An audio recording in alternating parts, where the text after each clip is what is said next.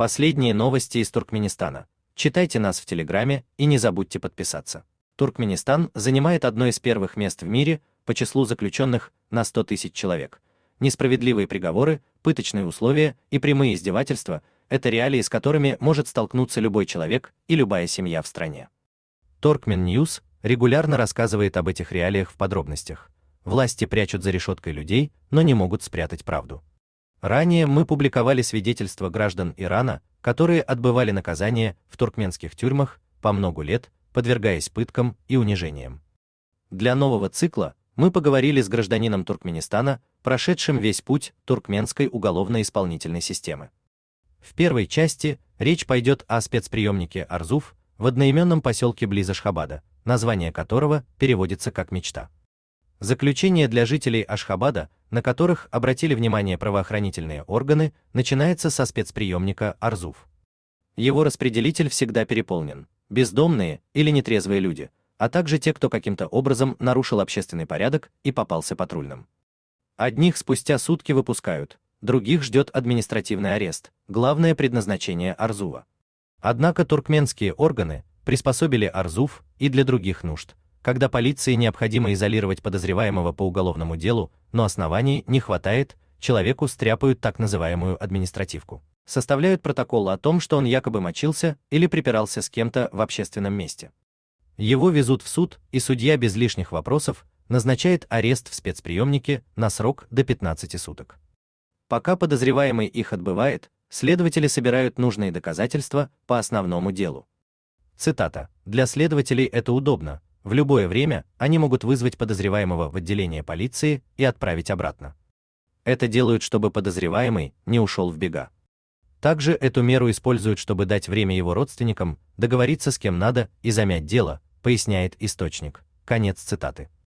Время от времени административным арестом устрашают людей, распространяющих VPN-сервисы. Фабрикуют основания, задерживают на несколько суток и тем самым дают понять, что государство готово серьезно наказывать тех, кто даже просто смотрит не в ту сторону. В Арзуве заключенного первым делом ждет шмон. Его выполняют солдаты, которые сначала прощупывают одежду на новоприбывших, а затем просят их снять штаны и нижнее белье и проводят визуальный досмотр. После этого заключенных распределяют по камерам. Камер в спецприемнике больше десятка. Они маленькие, давно без ремонта. Ободранные стены, старый деревянный пол и клопы. Тускло светит единственная лампочка, темно. Камеру, рассчитанную на 2-4, делит до 14 заключенных. Человека, который впервые попадает в такое место, эта мечта приводит в шок. Никаких батарей, кондиционеров, вентиляторов. Летом невыносимая духота. В маленьком тесном помещении, набитом людьми, постоянно не хватает воздуха, по всему телу течет пот. Зимой тянет холодом, приходится постоянно двигаться, чтобы согреться, но в тесной камере особо не подвигаешься. Ночью в холод или в жару сложно уснуть.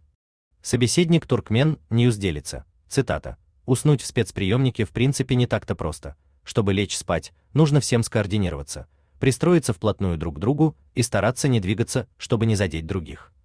В камерах полно клопов, поэтому никто не спит, а только дремлет. Если чувствуешь, что по телу что-то ползет, нужно немедленно это сбросить с себя и прихлопнуть тапком». Конец цитаты.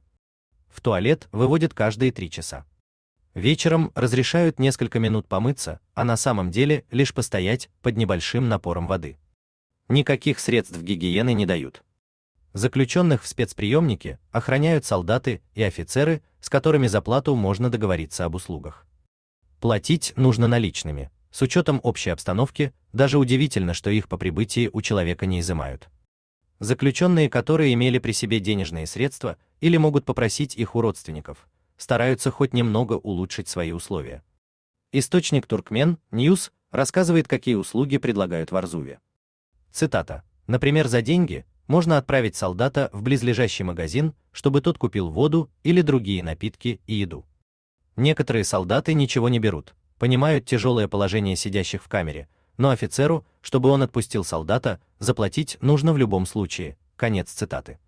С офицером за 100 или 200 манатов можно договориться и о передаче. Заключенные звонят домой, просят привезти необходимые вещи. Офицер выходит, забирает их вместе со своим вознаграждением и относит в камеру. Эта услуга, положенная заключенным бесплатно, пользуется спросом даже за деньги. Цитата. «Питание в Арзуве ужасное, баланда несъедобная, поэтому те, у кого есть возможность, стараются получить передачу или обходятся чаем с сахаром. Сам звонок родным тоже стоит денег. 50-100 манатов за 5 минут. Офицер или солдат выводят заключенного якобы по нужде, дают ему мобильный и отправляют в туалет, откуда тот и звонит. Наконец, можно договориться об отдельной камере. Ничего особенного в ней нет. Те же ободранные стены, прогнивший деревянный пол и клопы, но там вы получаете возможность побыть с меньшим количеством людей, а меньше народа, больше кислорода. В камерах эта расхожая фраза звучит особенно актуально. Конец цитаты. В Арзуве начинается не только заключение, но и знакомство с его формальными и неформальными порядками. Вместе с досмотром у человека снимают отпечатки пальцев. К слову, эту процедуру проводят и в суде, и в отделе полиции, и в изоляторе временного содержания, и в следственном изоляторе, и на зоне, и даже после освобождения, когда бывший заключенный отмечается у инспектора. С новоприбывшими по административным делам общаются оперативники отдела уголовного розыска. Они стараются разговорить заключенных, чтобы собрать материал для уголовного дела. Подозреваемых в уголовных преступлениях затем часто вывозят в полицейский участок на допросы следователя, но если сотрудникам полиции лишнего лучше не говорить, то друг с другом заключенные охотно общаются, чтобы скоротать время. Люди делятся мечтами, планами и слушают рассказы и истории новоприбывших. Цитата. «В камере всегда находится тот, кто умеет петь. Его просят что-нибудь исполнить. Он выбирает в основном туркменские народные песни. В полной тишине исполнителя слушают. Это единственное развлечение», говорит собеседник Turkmen News.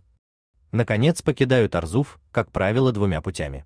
Те, кто действительно отбывал здесь административное наказание, уходят домой по истечении его срока, а тех, против кого ведут уголовное расследование, в конце концов, отправляют в изолятор временного содержания и по всем остальным кругам мытарств.